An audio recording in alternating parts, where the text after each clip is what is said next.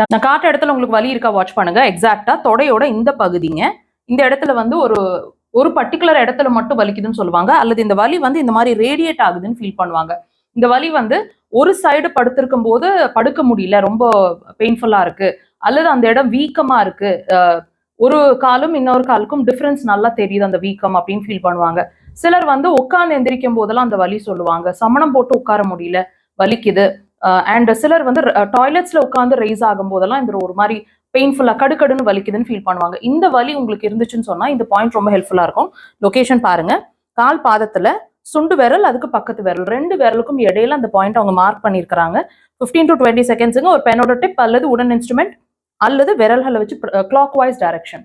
இந்த 15 to 20 seconds மாதிரி 3 to maximum 5 times வரைக்கும் நீங்க ஒரு நாளைக்கு ப்ரெஷர்ஸ் கொடுக்கலாம்.